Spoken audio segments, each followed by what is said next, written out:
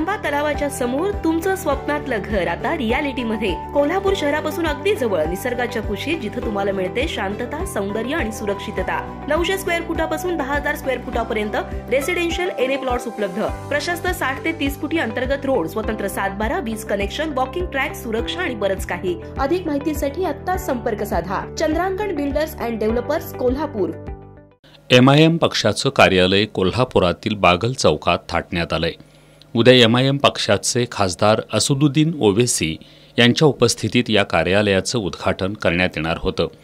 दरम्यान काल हिंदुत्ववादी संघटनांनी एमआयएम पक्षाचे खासदार ओवेसी हे कोल्हापुरात येऊन सामाजिक तेढ निर्माण करण्याची शक्यता असल्यानं ओवेसी यांच्या कोल्हापूर दौऱ्यावर प्रतिबंध करावा अशी मागणी पोलीस प्रशासनाकडे केली होती। दरम्यान आज सकाळी बागल चौक मंडळाच्या कार्यकर्त्यांनी शाहूपुरी पोलिसांना निवेदन देऊन या परिसरात अनधिकृतपणे पार्किंगच्या जागेत एमआयएम पक्षाचं कार्यालय थाटण्यात आल्याबद्दल तक्रार केली। तर हिंदू एकताच्या वतीनं उद्या सोमवारी 1:30 वाजता बागल चौकातल्या पंचमुखी मारुती मंदिरात महाआरती करणार असल्याचं पत्रक हिंदू एकताचे गजानन तोडकर यांनी प्रसिद्धीस दिलंय।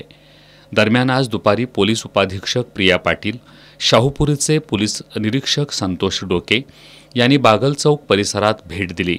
यावेळी महानगरपालिकेच्या नगररचना विभागाचे कनिष्ठ अभियंता प्रमोद बराले हे देखील बागल चौक परिसरात आले। यावेळी पार्किंगच्या जागेत अनधिकृतपणे पक्ष कार्यालय थाटल्याबद्दल महापालिकेच्या वतीनं या ठिकाणी नोटीस लावण्यात आली। दरम्यान एमआयएमच्या कोल्हापुरातील पक्ष कार्यालयाच्या उद्घाटनासाठी उद्या खासदार ओवेसी येणार होते।